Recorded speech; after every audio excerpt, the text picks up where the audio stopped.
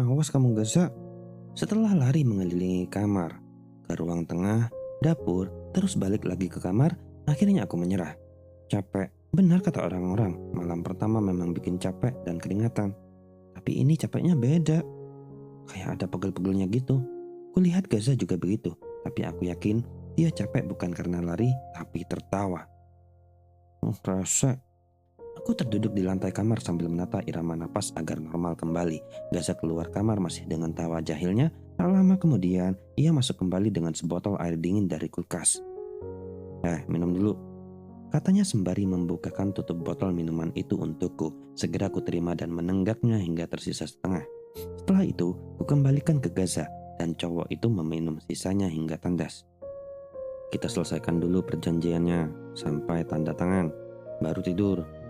Gaza beranjak ke meja yang kami gunakan untuk menulis tadi. Deal ya, kata Gaza.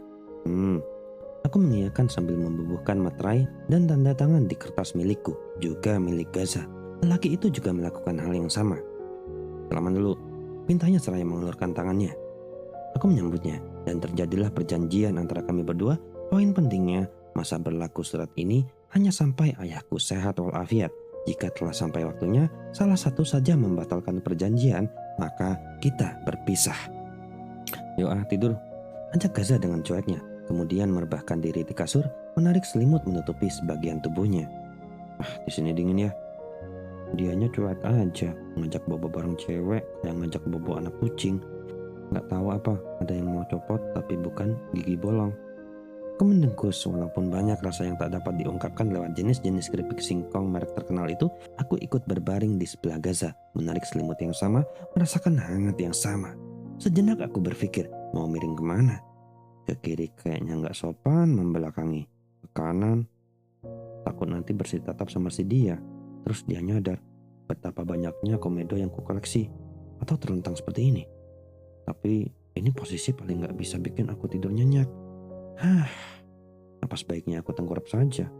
Penting banget ya mikirin yang kayak gini. Sementara seonggok lelaki di sebelahku sudah terlelap dengan pulasnya.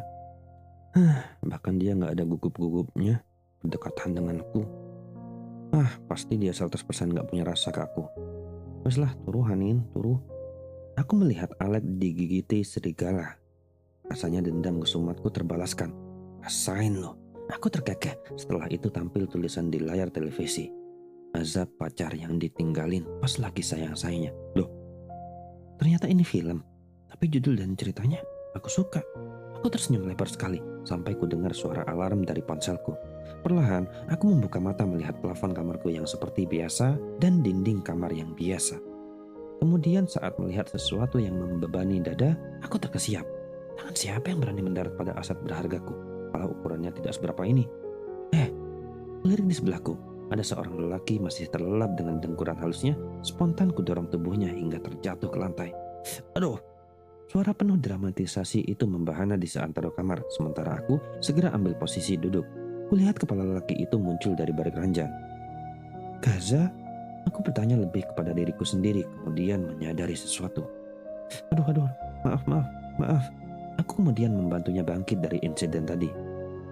Maaf, aku lupa. Pintaku setelah puing-puing ingatan menyatu kembali. Kok sampai dorong aku begitu sih? Gaza mengecek-ngecek matanya. Habis kamu megang, ini, aduh, gimana sih cara bilangnya? Sementara tanganku masih memegangi dada. Mana mungkin. Tanganku gak bakalan bisa mendeteksi sesuatu yang sekecil itu. Berani-beraninya dia. Kulemparkan bantal tepat di wajahnya, lalu melenggang ke kamar mandi. Baru saja hendak menutup pintu, tiba-tiba Gaza datang dan menghalangi. Mau ngapain kamu? Tanyaku sengit. Aku duluan, sakit perut. Ucapnya merintih. Enggak, aku duluan. Cegahku karena ingin cepat-cepat mandi. Aku dulu, aku udah gak tahan. Aduh, aku menggaruk rambut singaku. Akhirnya aku mengalah, menunggunya sambil menanak nasi dan masak air di dapur. Tapi si suami yang memungutku itu tak kunjung keluar juga. Malah terdengar suara sikat beradu dengan lantai. Lagi apa itu si bapak? Masuk kamar mandi? Rajin amat. Aku penasaran lalu mengetuk pintu kamar mandi yang bergambar Hello Kitty. Za, ngapain? Tak ada jawaban. Wah, jangan-jangan dia mesum lagi di kamar mandi. Kudekatkan telinga ke daun pintu dengan sedikit menunduk. Aku mengetuk lagi.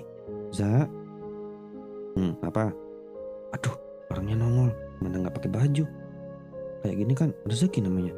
Mau diterima dengan hati ikhlas yang malu. Mau menolak tapi sayang. Kan udah halal.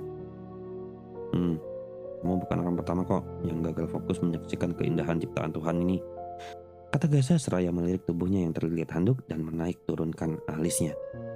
Astaga, dia narsis. Aku menjulurkan lidah ke arahnya. Dia hanya balas tertawa. Sini, aku bilangin ya, nyonya rumah. Katanya menarikku ke dalam kamar mandi. Ini susunannya kayak gini ya, biar rapi. Sebelah sini punya nyonya, sebelah sini punya saya. Gaza menunjuk tempat peralatan mandi yang tergantung di dindingnya. Warnanya sudah kinclong, nggak butek kayak muka aku. Ini lantai sama WC, berapa kali seminggu kamu sikat? Tanya Gaza lagi. Minggu 2 kali. Enggak deng, seminggu sekali. Aku mengingat-ingat. Setiap hari, nyikat ini semua setiap hari. Paham? Yang punya rumah siapa sih? Aku mengernyit. Setelah itu, Gaza menarik tanganku ke kamar lagi. Di sini kita bagi-bagi lemari pakaian. Gaza membuka lemariku, terus dia geleng-geleng kepala, mungkin takjub dengan susunannya yang mirip box pakaian habis diserbu emak-emak pemburu diskon. Kemudian lelaki itu menunduk ke bagian kotak penyimpanan barang-barang keramatku. Keramat karena usianya yang tidak kalah tua dengan keris empu gandring. Belum sempat ku cegah, tangannya lebih dulu menarik sesuatu yang panjang dengan 2 segitiga berbusa. Apaan nih? Wajahnya mengernyit sebab barang itu agak kendur dan kusam. Aku menarik benda itu dan memelototinya. Kirain buat ngikat apa gitu. Gaza tergelak. Aku merebut paksa benda itu darinya. Tolong ya, barang-barang yang kira-kira udah gak layak dipakai manusia tuh. Aduh, disingkirkan aja lah. Kata Gaza menunjukkan raut jijik. Pakaianku sebelah sini, lihat ya. Caraku menyusun pakaian, nanti kamu tiru. Aku membulatkan mata. Si suami ini terus mengatur meja riasku, menyuruh membereskan ini dan itu. Ia menasihati agar aku menyusun barang dalam kotak-kotak berbeda berdasarkan jenis. Setelah itu, ia ke ruang tengah. Ia suruh aku menyapu dan mengepel. Di dapur, ia kembali memeriksa kebersihan lemari pendingin sampai kolong kompor dan kabinet. Beberapa menit kemudian, ia geleng-geleng kepala. Pokoknya sebelum ini dibersihkan, kamu jangan bikin roti dulu. Kita rapikan dulu rumah ini, oke? Dia siap-siap mengambil sapu lidi. Gimana kalau sebelum bersih-bersih kamu pakai baju dulu? Oh iya, sorry. Aku kira kamu suka mandangin aku kayak gini. Gaza tersenyum penuh percaya diri. Sejak kapan ia berubah narsis begini? Gaza menenggang ke kamar sambil cengar-cengir, tapi sejenak ia berbalik. Kamu mandi dulu. Nanti kalau habis beres-beres, kucel lagi, tinggal mandi lagi.